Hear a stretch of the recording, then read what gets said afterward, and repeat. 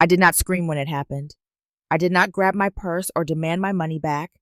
I just stood there, frozen, as my daughter-in-law opened my wallet and counted my cash like it already belonged to her. What hurt more than the theft was where my son was sitting, right there, close enough to stop it, close enough to see my hand shaking, and yet he said nothing. In that moment, I realized something far worse than losing money was happening. I was being erased inside my own home by the people I trusted most. Before we dive into today's story, take a moment to share where you're tuning in from. We love seeing how our stories connect people from all around the world. Your comments and thoughts bring this community to life, and we're so grateful to have you on this journey with us. If you haven't already, don't forget to subscribe and turn on notifications so you never miss a new story. Now, grab a cozy seat, maybe a cup of coffee or tea, and prepare yourself for a tale that will captivate your heart from beginning to end. Let's begin. My name is Margaret Collins, and for a long time I believed I was living the quiet, predictable life I had earned. I was 69 years old, a widow, and the owner of a small wooden house in Savannah, Georgia, a city where time seemed to move a little slower than everywhere else. The streets near my home were lined with old oak trees draped in Spanish moss, and in the early mornings the air carried a softness that made everything feel familiar and safe. I had lived in that house for more than 4 decades, long enough for its walls to feel like an extension of my own body. My husband and I bought the house when we were young and unsure, back when we believed hard work could solve almost anything. We raised our son there, fixed the roof ourselves more times than I could remember, and painted the porch every few summers. When my husband passed away, the house became more than shelter. It became proof of a life built with intention, a place where I could still hear his presence in the quiet creak of the floors at night. Losing him was painful, but it never left me helpless. I learned how to manage on my own because I had no other choice. My days followed a steady rhythm. I woke up early, made coffee, and sat on the porch watching the neighborhood come to life. I tended to my garden, paid my bills on time, and kept careful track of my retirement income. I was not wealthy, but I was comfortable, and more importantly, independent. On Sundays, I went to church, then returned home to prepare a simple lunch and enjoy the silence that came with living alone. I took pride in not needing to ask anyone for help. Daniel, my son, was the one constant I still leaned on emotionally. He was my only child, in his early 40s, and for most of his life he had been thoughtful and attentive. Before he married, he called me often and came by to fix things around the house without being asked. I trusted him completely. I believed that no matter how old I got, he would always be on my side. That belief was something I carried quietly, without questioning it. Everything shifted after he married Lauren. She was younger than Daniel, confident, and worked in real estate, a field I did not understand but respected from a distance. When I first met her, she spoke easily and seemed interested in my life. She asked about the neighborhood, about the house, about how long I had lived there. At the time, I thought she was simply being polite, trying to connect. I wanted to like her, and so I ignored the small discomfort that crept in when her questions lingered a little too long on money and property. Over time, I noticed subtle changes. Daniel listened more than he spoke when Lauren was around. Sometimes he avoided my eyes when she answered questions that were directed at him.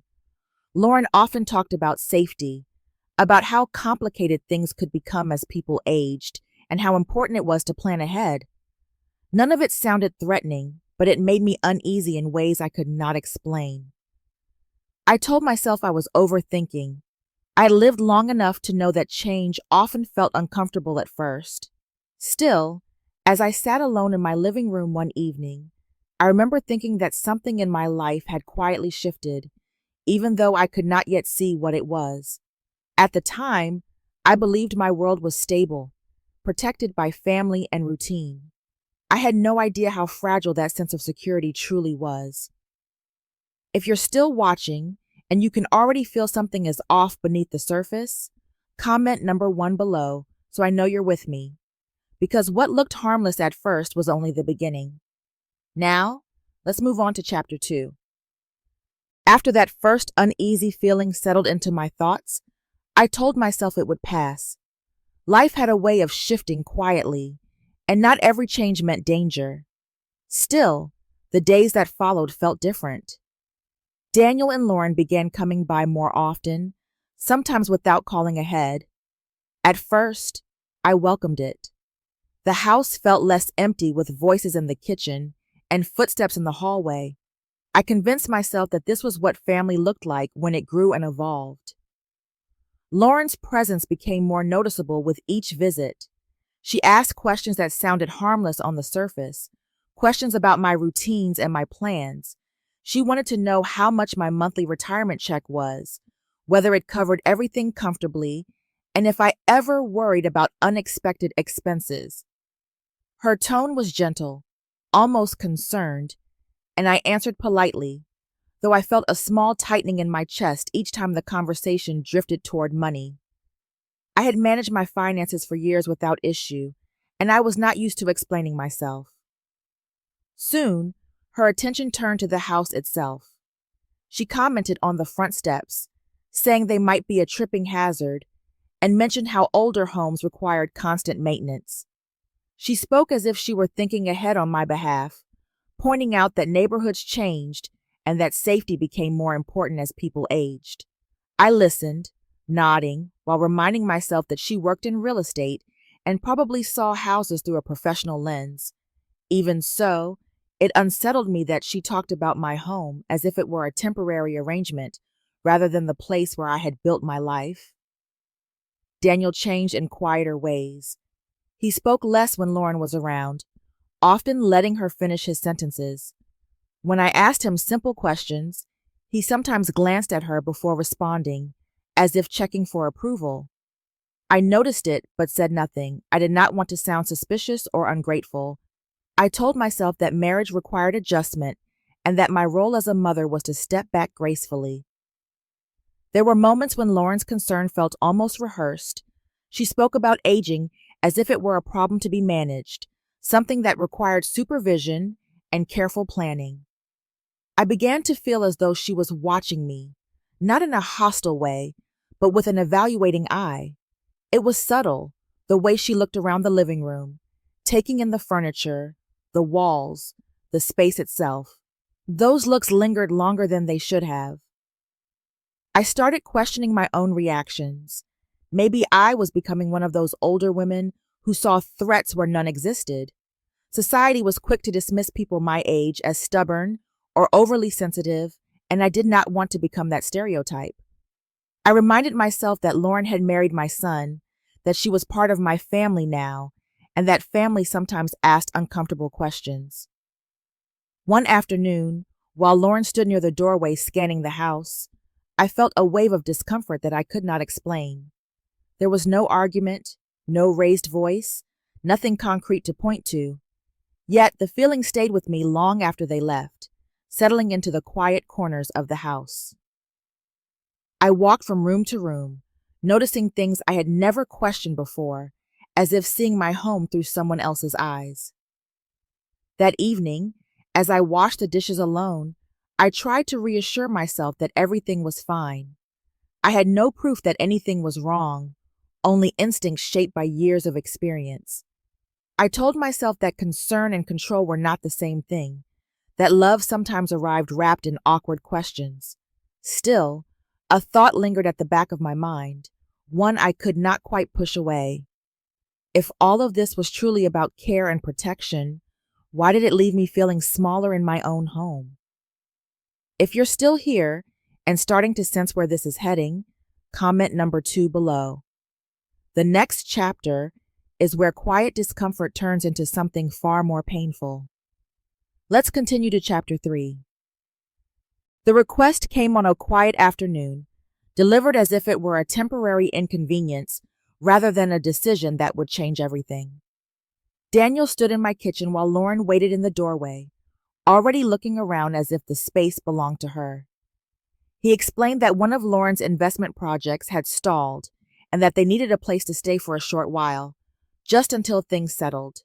He spoke carefully, choosing words that sounded reasonable, almost responsible. I remember nodding before I truly understood what I was agreeing to. I told myself that this was what mothers did.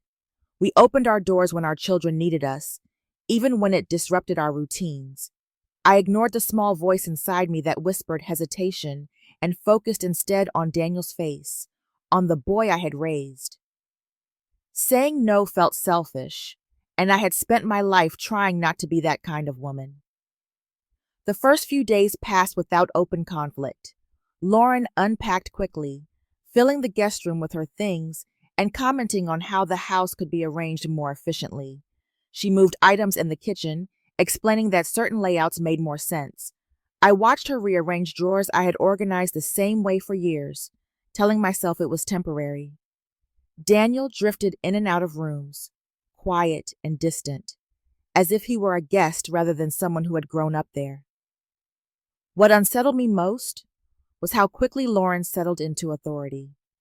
She spoke with certainty, offering opinions that sounded less like suggestions and more like instructions.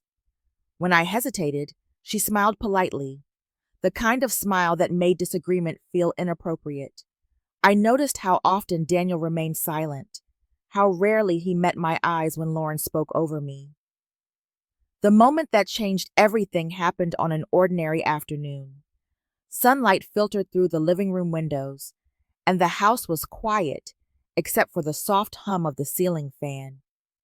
I had set my purse on the coffee table before stepping into the kitchen. When I returned, Lauren was sitting on the sofa, my purse open in her hands. She pulled out the cash I kept inside and began counting it, slowly and deliberately, as if this were a normal task she performed every day. Daniel was sitting just a few feet away. He did not look at me. He did not look at her. He stared at the floor, his silence louder than any argument. I felt frozen, my body refusing to move, while my mind struggled to understand what I was seeing. That purse held my weekly cash, money I had withdrawn for groceries and small expenses. It was mine, and yet in that moment, it seemed to no longer belong to me.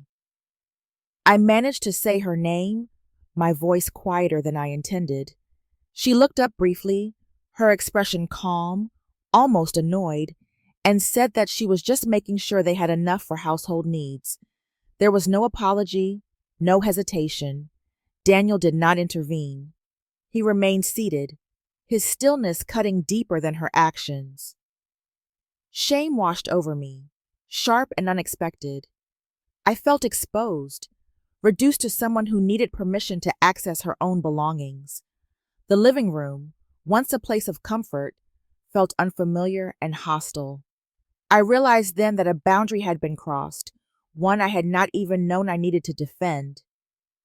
After Lauren put the money away, the room fell into an uneasy quiet. I stood there for a moment longer, searching Daniel's face for some sign of recognition, some acknowledgement that what had happened was wrong. There was nothing. As I walked away, a single thought followed me down the hallway. Whatever this situation was, it was no longer a misunderstanding. Something fundamental had shifted, and I was standing alone on the wrong side of it. If you're still watching, and that moment made your stomach drop, comment number 3 to let me know you're still here. Because what happens next proves that silence can hurt more than words. Now, let's move on to chapter 4. After that afternoon in the living room, I moved through the house as if I were slightly out of step with my own life. Nothing looked different, yet everything felt altered. I replayed the moment over and over, wondering if I had misunderstood what I saw, if there was some explanation that would make it feel less violating. Shame crept in quietly. I had raised a son, kept a household together, managed my affairs for decades, and yet I felt foolish for not knowing how to respond when my own boundaries were crossed. I waited for the right moment to speak to Daniel. I told myself it had to be calm, private, free of accusation. One evening, when Lauren had stepped out to take a call, I found him in the kitchen rinsing a mug. I chose my words carefully, focusing on how the situation had made me feel, rather than what it implied. I said that I had been uncomfortable, that I needed him to understand why seeing my purse open without permission had shaken me. I expected concern, maybe even embarrassment on his behalf. Instead, his response slid past me like water off glass. He told me I was reading too much into things, that Lauren was only trying to keep things organized while they were staying with me. He said this phase was stressful for both of them and asked me not to make it harder than it needed to be. His tone was gentle, almost soothing, and that made it worse. It framed my unease as an inconvenience rather than a warning. I realized then that he was not going to stand between me and his wife, no matter how carefully I spoke. Lauren sensed the shift immediately. From that point on, her behavior became more decisive, less tentative. She began holding on to cash for convenience, saying it was easier if one person managed expenses. She spoke as if this were already agreed upon, moving forward without waiting for my consent. I watched my routines change around me, my habits quietly overwritten by her preferences. When I hesitated, she reminded me how difficult things were for them and how grateful I should be that they were willing to take on so much responsibility. I tried again to set a boundary, this time directly. I told her I preferred to keep my own purse and handle my own money. My voice remained calm, but my hands trembled as I spoke. I was acutely aware of how easily an older woman could be dismissed as difficult, how quickly firmness could be reframed as stubbornness. Lauren's expression shifted in an instant. She spoke about trust, about family, about how hurtful it was to be questioned when she was only trying to help. The words were smooth, practiced, and effective. Daniel stood nearby, listening without intervening. He did not contradict her, nor did he look at me for reassurance. His silence felt intentional, a choice made to keep the peace at my expense. In that moment, I understood that this was not simply about money or control.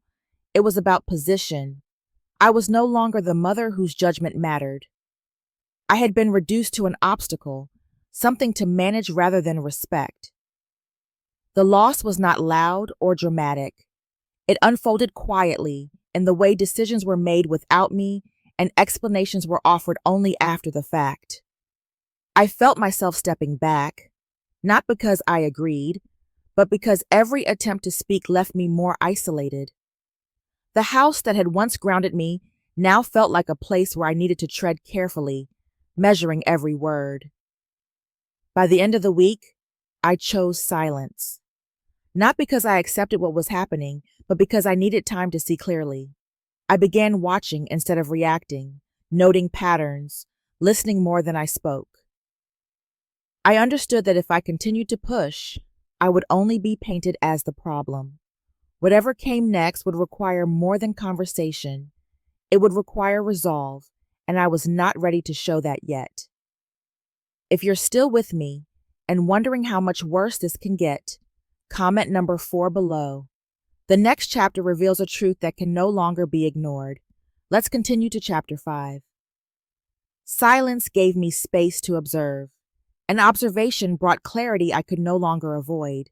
After stepping back in the days that followed, I began to notice patterns that had previously blended into the background. Small things felt wrong. Money in my purse disappeared faster than usual, even on days when I barely left the house. I told myself it was coincidence, that prices had risen and I was misremembering. Still, a quiet tension settled in my chest, urging me to pay closer attention. One morning, while sorting through mail at the kitchen table, I opened a letter from my bank. At first glance, it looked routine, the kind of correspondence I usually skim before filing away. Then a phrase caught my eye, one that made my hands go cold. It referenced a credit inquiry connected to my property. I read the letter again, slower this time, trying to understand how my name could be associated with paperwork I had never seen. I knew my finances well. I had not applied for anything, nor had I authorized anyone to do so on my behalf. Panic did not arrive all at once. It crept in gradually, filling the space between my thoughts. I reviewed my records, checking statements and dates, searching for some explanation that would place responsibility back in my hands. The numbers did not align. Small withdrawals appeared that I could not recall making.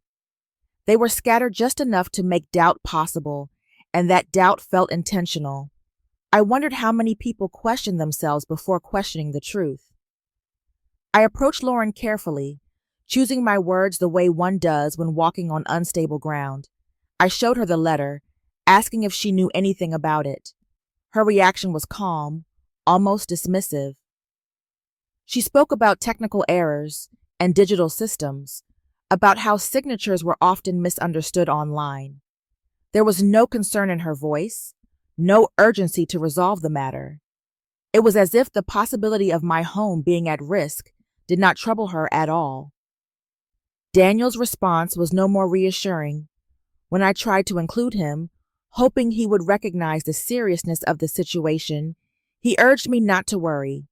He said things were complicated and suggested I was letting anxiety get the best of me. His words echoed the same message I had begun to hear repeatedly.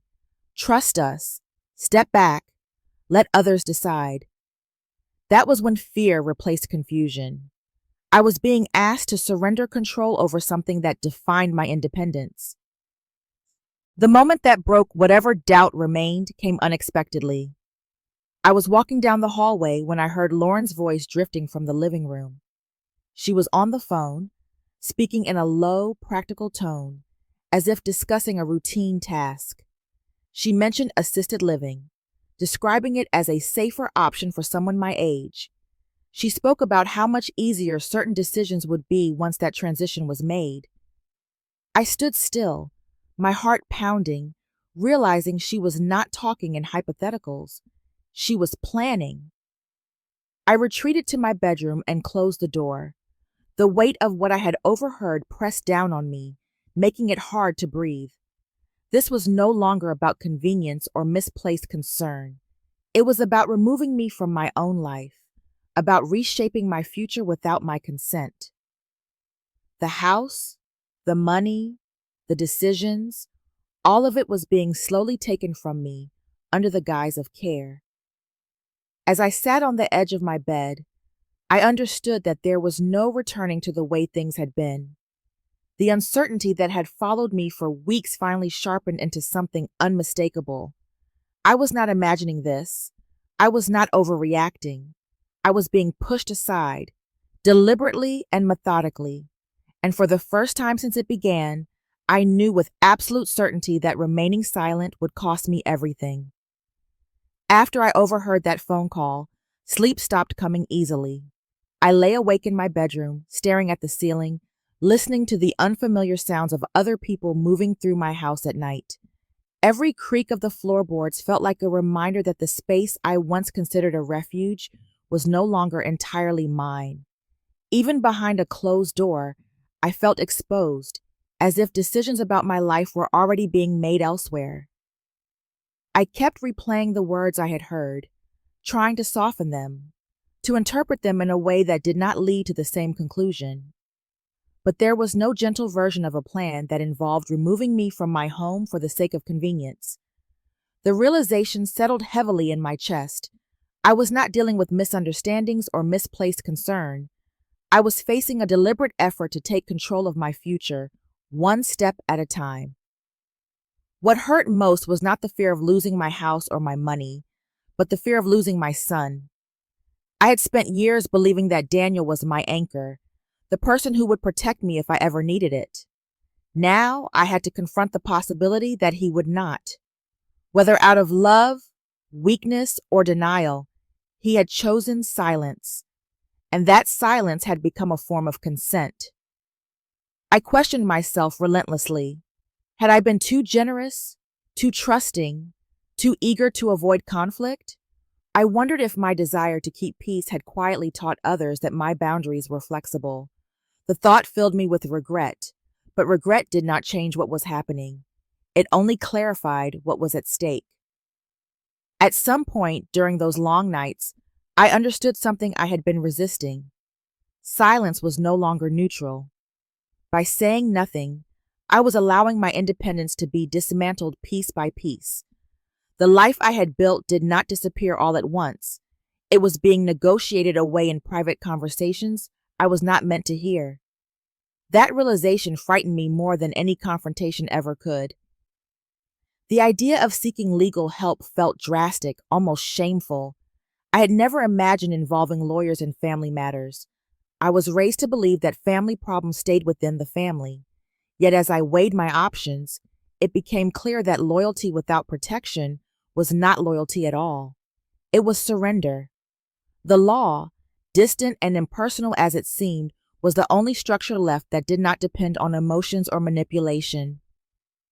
I felt a deep ache when I allowed myself to consider that Daniel might already know more than he admitted. Whether he understood the full scope of Lauren's intentions no longer mattered. His refusal to act had consequences, and those consequences were landing squarely on me. Accepting that truth was painful, but it also brought a strange sense of clarity. I decided then that I would not confront them again, not yet. There was nothing left to say that had not already been dismissed. Instead, I began preparing quietly. I gathered important documents, reviewed my records, and made careful note of anything that seemed out of place. I did not announce my intentions or demand explanations. I observed, stored information, and protected what I could without drawing attention. Late one evening, sitting alone at my desk, I finally acknowledged the decision I had been circling for days. I would seek legal advice. I would protect myself, even if doing so meant standing alone. The house, the life, the autonomy I had worked so hard to preserve were worth defending. As difficult as that realization was, it brought with it a measure of resolve. I could not control the choices others made, but I could control my own. And for the first time since this all began, I felt the shift inside me. I was no longer waiting to be rescued. I was preparing to act. If you're still watching and you understand how hard that decision was, comment number 6 below. From here on, every choice has consequences. Let's move forward to Chapter 7. Leaving my house, even temporarily, felt like tearing myself away from a part of my own body. I packed only what I needed and told Daniel I would be staying with a friend for a few days. I did not explain myself further. By then, explanations felt pointless.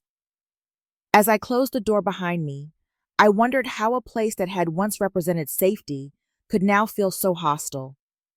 The relief I felt driving away was unsettling in itself.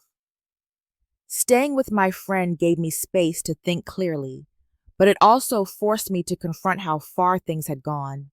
I slept better away from the constant tension, yet guilt followed me everywhere. I reminded myself that distance was not abandonment. It was protection. I needed to understand the situation fully before I could decide what to do next. Meeting with the attorney was one of the hardest steps I had ever taken. Sitting in a quiet office, I laid out everything that had happened, from the missing cash to the bank letter and the phone call I had overheard. As I spoke, I realized how carefully I had been minimizing my own fear. Hearing the story out loud made it impossible to dismiss. The attorney listened without interruption, then explained that what I was describing fit a known pattern of financial abuse against older adults. Those words stayed with me long after the meeting ended. Abuse. It was not a misunderstanding. It was not a family disagreement. It had a name. The confirmation was both validating and terrifying. Part of me felt relieved to know that I was not imagining things. Another part felt sick at the realization that this situation was serious enough to warrant legal attention.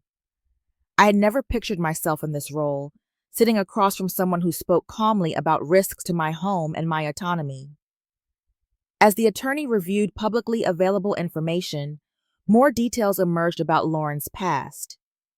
There had been investigations tied to questionable real estate dealings in Florida, patterns of short-term employment, and unresolved disputes. None of it painted the picture of a harmless spouse trying to help her family. Instead, it revealed a history that made my skin crawl. I understood then that what I was experiencing was not unique.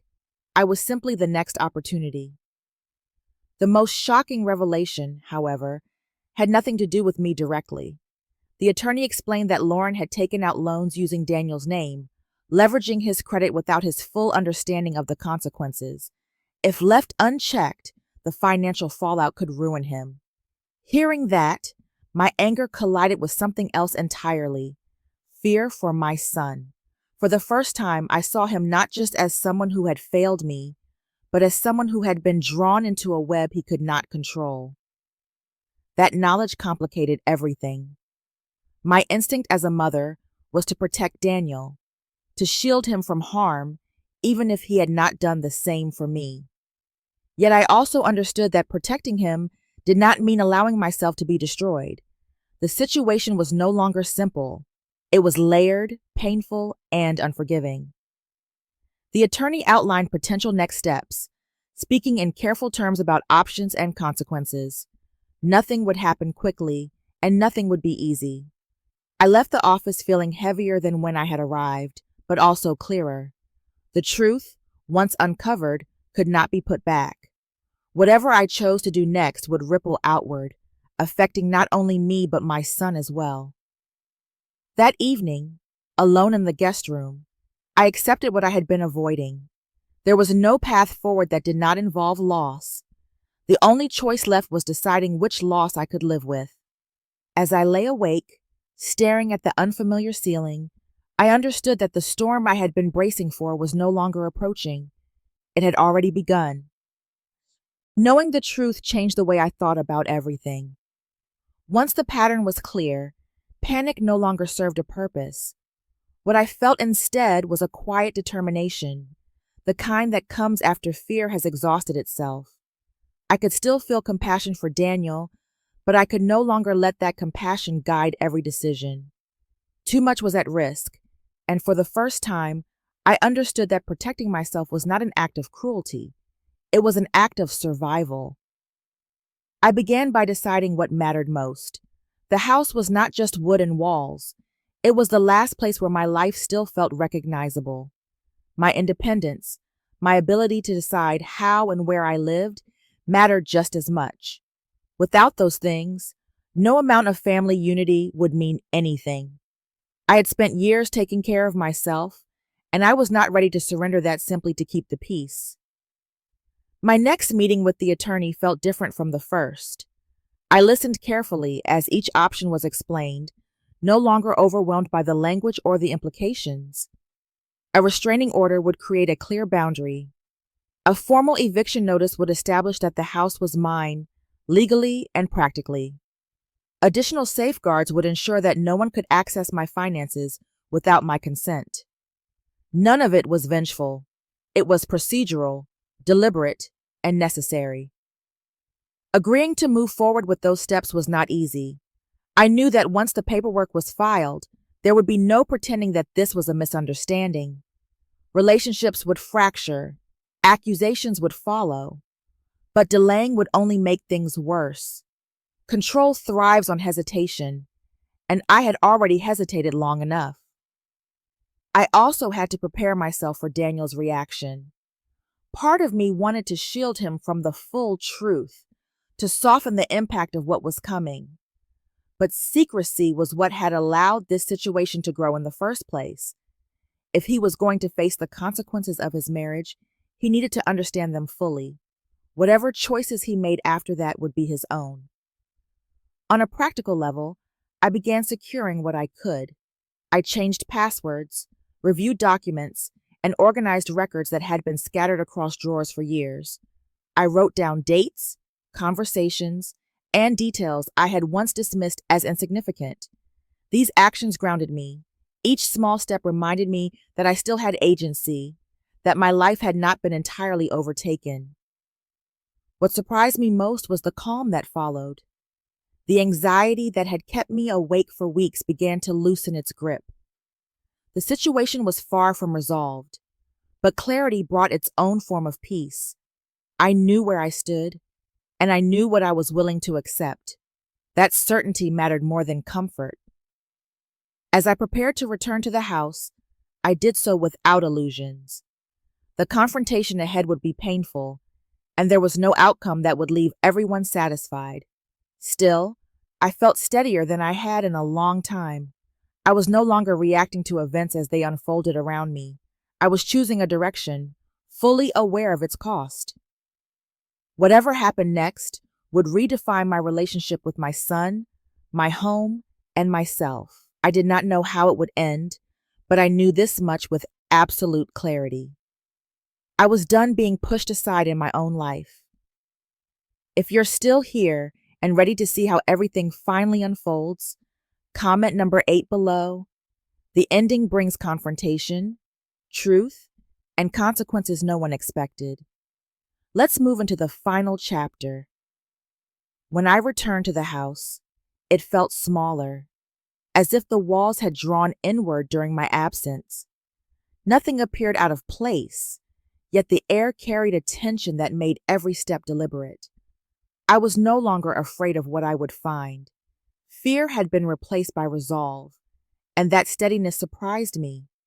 I understood that whatever happened next would not be gentle, but it would be final. The legal papers were delivered that same morning. I stood nearby while they were handed over, my presence quiet and intentional. Lauren's reaction came quickly, sharp and dismissive at first, as if indignation alone could undo what had already been set in motion.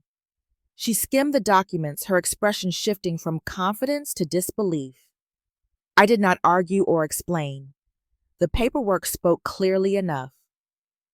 Daniel looked stunned, as though the reality of the situation had arrived all at once. He read the pages more slowly, pausing in places, his face tightening as understanding settled in. I did not try to persuade him or soften the moment. I had learned that pleading only blurred the truth. What mattered now was clarity, not comfort. As the implications became unavoidable, Lauren's composure cracked. The concern she once performed disappeared, replaced by bitterness and accusation. The words she used no longer carried care or patience. They revealed resentment, entitlement, and a belief that she had been wronged by being stopped. Watching that transformation confirmed what I had already accepted. The person I had welcomed into my home had never intended to respect it. Then the call came. I recognized the change in her posture before I understood what it meant. Her voice lowered, her hands tightened around the phone, and the color drained from her face. The conversation was brief but devastating. Accounts were frozen, old debts had resurfaced. Consequences long delayed had finally caught up to her.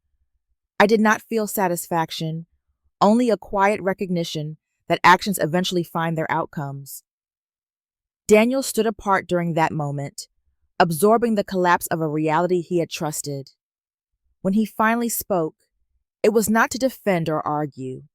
It was to acknowledge what he could no longer deny. His choice was not dramatic. He simply did not follow her.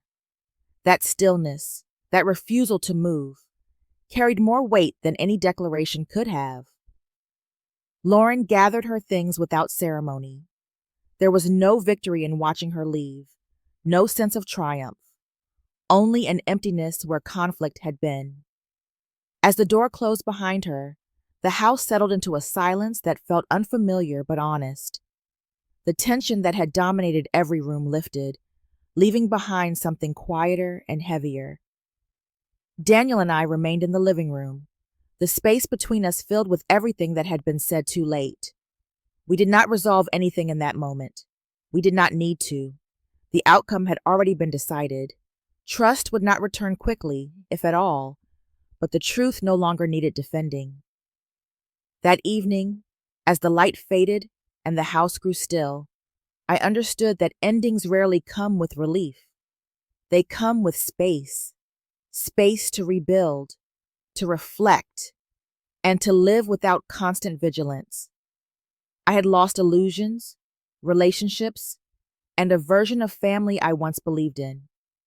What remained was my home, my autonomy, and the knowledge that protecting myself had been necessary, even when it hurt. The storm had passed. What it left behind was not peace, but the possibility of it. The house is quiet now in a way it had not been for months. Not the tense, watchful quiet I grew used to, but a softer one that settles naturally around me. I make my tea in the mornings without feeling rushed or observed. I sit by the window and let the light change across the room. These small rituals remind me that peace does not announce itself loudly. It returns slowly, one ordinary moment at a time. Looking back, I see how little things added up. Nothing began with cruelty. It began with favors, with flexibility, with my desire to keep my family close. I gave ground in ways that felt harmless at first. I told myself I was being understanding, generous, patient. Only later did I understand that each compromise taught others how much of myself I was willing to surrender. Control did not arrive all at once. It grew quietly, fed by my silence. What I learned most painfully is that love does not require self-erasure. Being a mother does not mean forfeiting the right to dignity. Family ties do not grant permission to overstep, to manage, or to decide a life that is not theirs. I believed for too long that endurance was a virtue. In truth, endurance without boundaries becomes an invitation for harm. My relationship with Daniel did not end, but it changed permanently. We speak now with more care and more distance. Trust, once damaged, does not return simply because time passes. I do not punish him, but I no longer protect him from the consequences of his choices. That is a boundary I hold firmly. Forgiveness, I have learned, is not the same as forgetting, and it does not require reopening old doors. Age has taught me something I wish I had known sooner. Getting older does not make a woman invisible or incapable. It does not strip her of the right to decide, to own, or to say no. Kindness is not weakness, and patience is not consent. The moment I spoke up, everything shifted, not because it was easy, but because it was necessary. Recently, someone I know reached out quietly, sharing a story that felt uncomfortably familiar. I listened, and for the first time I understood the power of telling the truth out loud, not to accuse, not to seek sympathy, but to remind someone else that they are not alone. I sit in my garden now, surrounded by the life I chose and protected. The house stands as it always has, but I stand differently within it. This life is still mine, and this time, I know exactly how to keep it that way. Sometimes the hardest battles are not fought in courtrooms or raised voices, but in quiet moments when a person finally chooses to protect their own life. This story was never about money alone, or even betrayal. It was about boundaries, about realizing that love should never require surrendering dignity, safety, or self-respect. True strength often appears late in life, not because time makes us weaker, but because experience teaches us what truly matters. When silence becomes harmful, speaking up becomes an act of survival. And when fear tries to keep us small, choosing ourselves becomes the bravest decision of all. Thank you for taking the time to listen to this story and reflect on its meaning. If it resonated with you, you are not alone. Many people face similar struggles in silence. Feel free to share your thoughts or experiences in the comments below. Your voice might help someone else feel seen, and if you would like to hear more stories like this, please like, follow, and subscribe to the channel. Your support truly matters.